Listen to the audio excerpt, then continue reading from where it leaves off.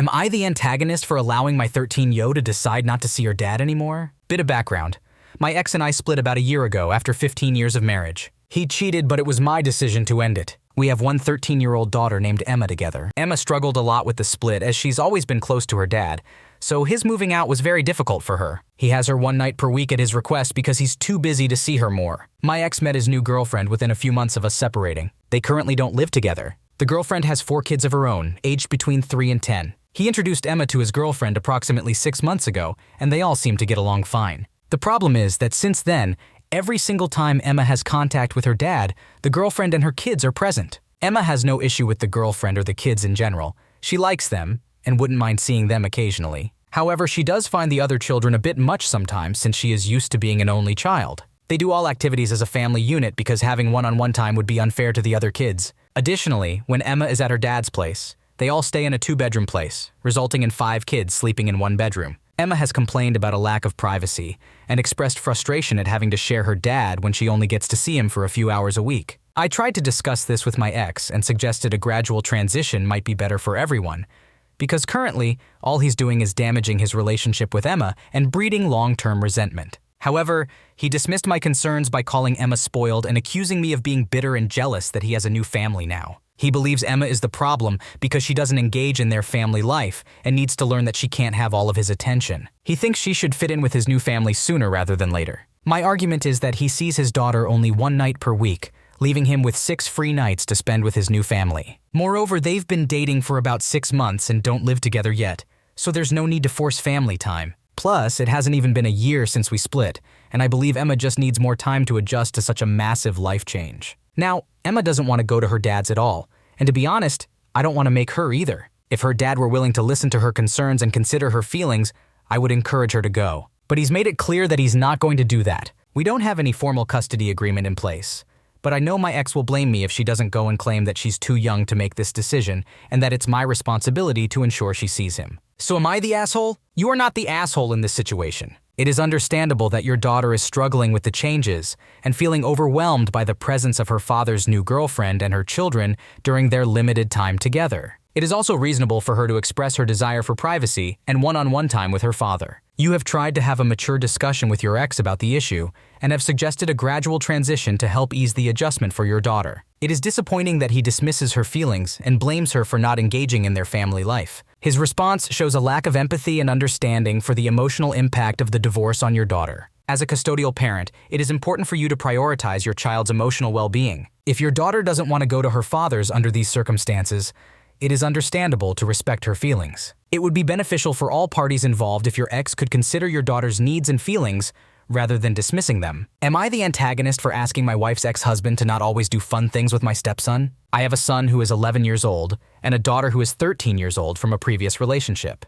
My wife has a 7-year-old son from her ex-husband. I have custody of my children for 2 weeks, and then my wife has custody for the next 2 weeks. My wife has primary custody of her son, but he visits his dad every other Friday afternoon to Monday morning. Additionally, his dad takes him for 6 separate weeks throughout the year. My stepson always comes back from his dad's house with exciting stories and never fails to have a good time. They recently went to a monster truck rally. The weekend before that, they went survival camping, and before that, they visited an amusement park. While I'm happy that he has such enjoyable experiences, it is becoming increasingly frustrating for both my wife and me. We don't have enough time to make our weekends with him just as exciting, and during the week, we have to focus on the everyday responsibilities of raising a child. I know my son feels jealous when his stepbrother comes home and talks about all the fun things he did with his dad. We do engage in other fun activities, but my son always seems to want to do the things that his stepbrother gets to do. Furthermore, there are lifestyle differences that contribute to the issue. My daughter is involved in competitive dance, and my son participates in competitive soccer, which occupies a significant amount of our evenings and weekends. Last night, I had to pick up my stepson from his dad's house because his dad needed to leave early the next morning for a work trip.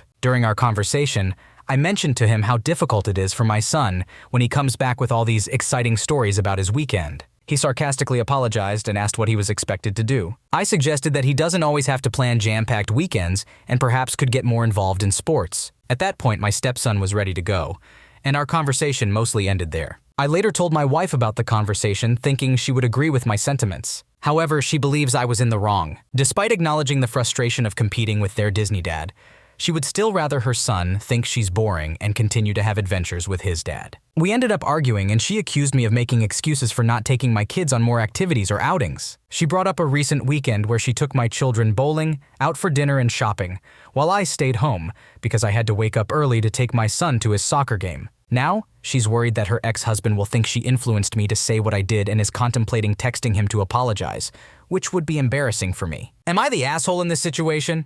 I simply want my stepson to have a more relaxed routine and look out for my own son's feelings. Firstly, it is natural for your son to feel jealous and left out when his stepbrother comes back from his dad's with exciting stories. However, it is not fair to blame your stepson for this. It is not his fault that he gets to do fun activities with his dad, and it is not his responsibility to make your son feel better about it. By suggesting that your stepson could be getting more involved in sports instead, you are essentially asking him to change his relationship with his father to accommodate your son's feelings. It is not fair to ask this of him. His relationship with his dad is important, and he should be able to enjoy their time together. Furthermore, it is concerning that you seem to be prioritizing your own convenience over the emotional well-being of your stepson and your wife's relationship with her son. Instead of seeking a calmer routine for your stepson, it would be more beneficial to find ways to support your own children and create special experiences for them during their time with you. Lastly, it is important to communicate openly and honestly with your wife about your concerns and feelings without accusing or criticizing her. Your wife's perspective and efforts to create fun experiences for your children should be appreciated and acknowledged rather than belittled or dismissed. In conclusion,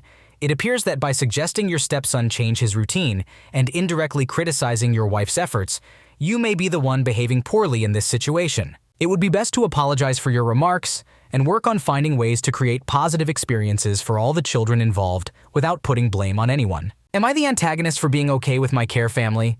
So, I am 15 years old and have the opportunity to stay in a really good foster care home, but my family and friends don't approve. I have been in the foster care system for almost 9 years, ever since my mom was arrested. She was sentenced to 15 years in prison before being eligible for parole, so I was able to live with my grandma, who took me in when my mom got arrested. I had a great relationship with my grandma and everything was going well during that time. Unfortunately, my grandma passed away when I was in 7th grade and no one else in my family wanted to take care of me. That's when I went to my first official foster home, and it was not a good experience. They had many strict rules, such as not being allowed to eat after school until dinner, and there were several other foster kids there at different times. Luckily, my caseworker reminded me of my grandma, so I expressed my discontent, and she found me a pretty good foster home. This new family had their own children, and I was the only foster child. I lived with them for the rest of 7th grade, but when COVID hit and schools closed down, I had to move to a group home.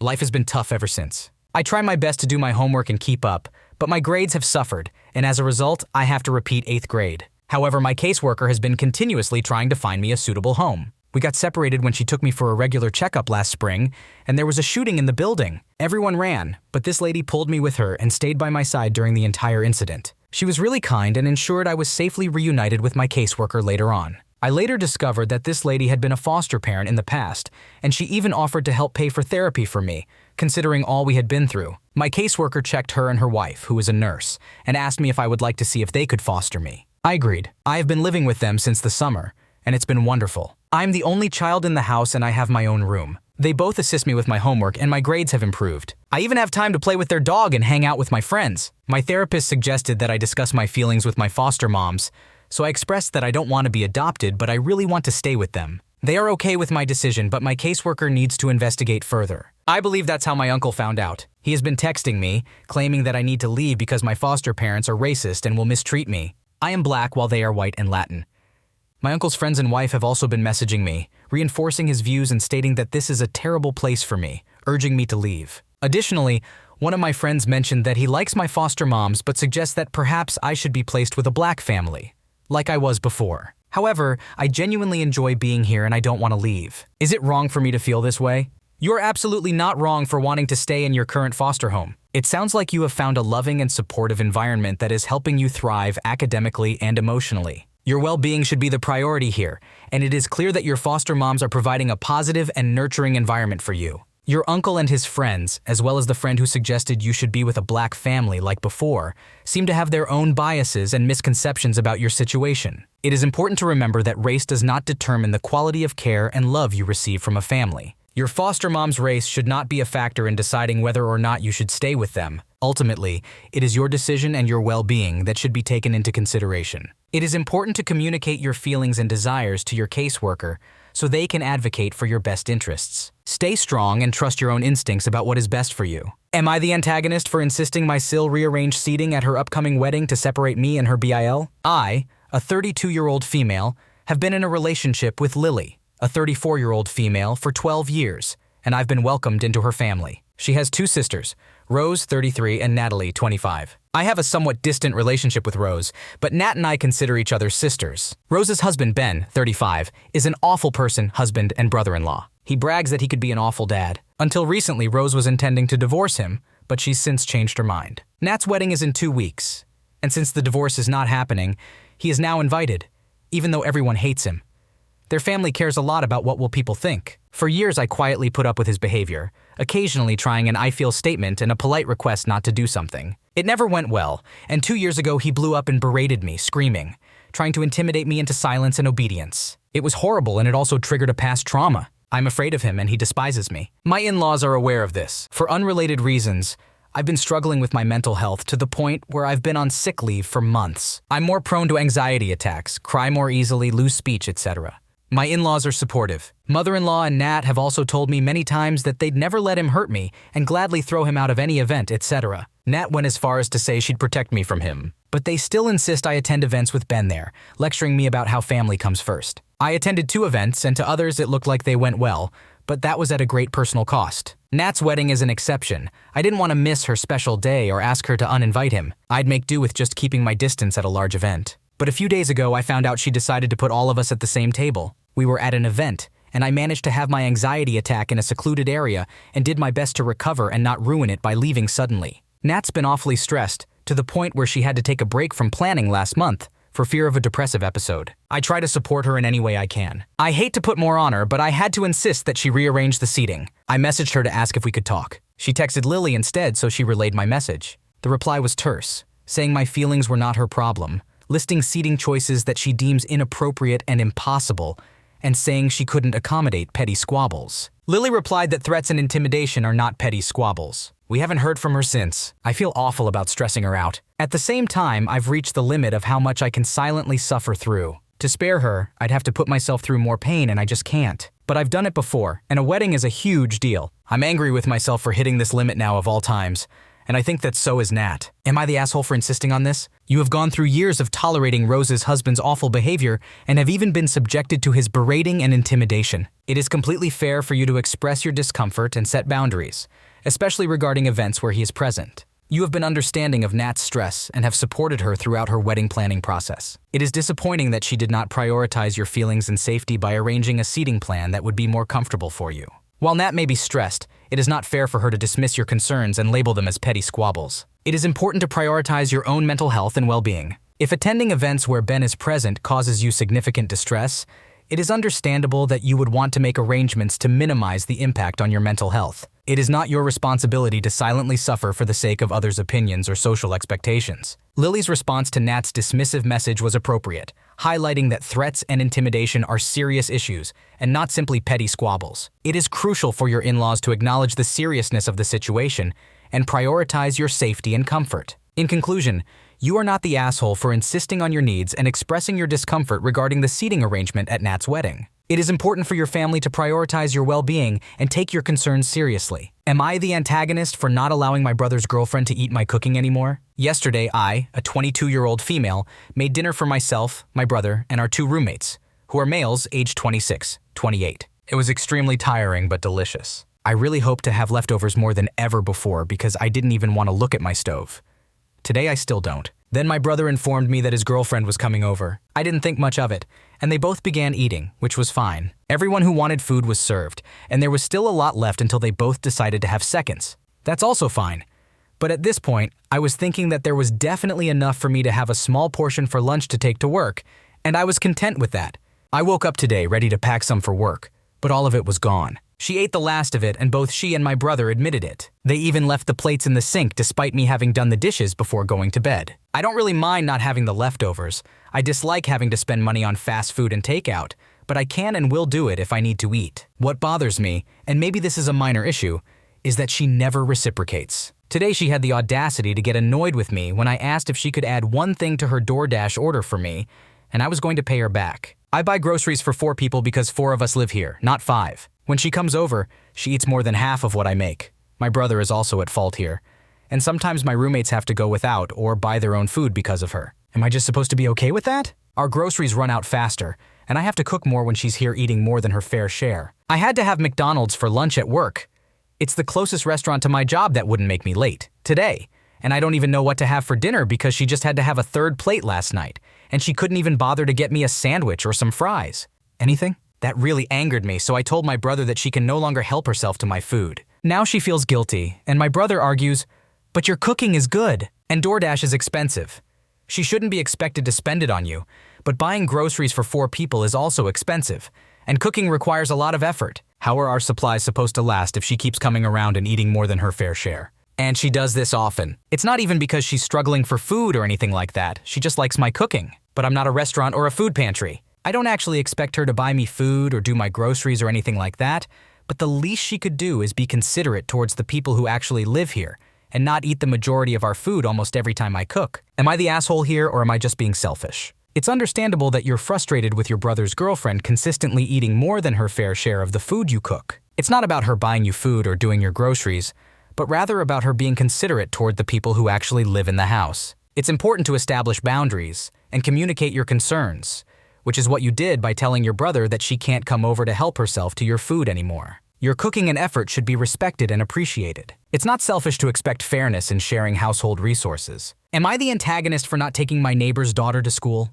I will explain. I am a single mother of 2 and work until 10 p.m. I also have a car. My neighbor is a stay-at-home mom of 3 who is married but does not have a car. During the summer, we discussed the upcoming school year and agreed that I would drive the kids to school in the mornings, while she would pick them up in the afternoon. Since my neighbor doesn't have a car, she would walk with the kids to our house. Everything seems set, right? Well, not quite. My 2 kids go to elementary school, but my neighbor has 1 child in kindergarten, 1 in elementary school, and 1 in middle school. I get my kids ready and drop them off at 7:30 a.m. When we knock on my neighbor's door, only 1 child comes out. It turns out that her youngest is having difficulty waking up, so she asks if I can drop off her 1 child and my 2 at the elementary school, and then come back for her and her youngest to drive them to the same school. This situation happens at least 2 or 3 times a week. Afterwards, I finally go home for about 20 minutes to rest before work, but then I hear a knock on my door. It's time to take my neighbor's oldest child to middle school, as they start at 9 a.m. I finally make it home for a much-needed nap, but alas, my neighbor wakes me around 11 a.m.,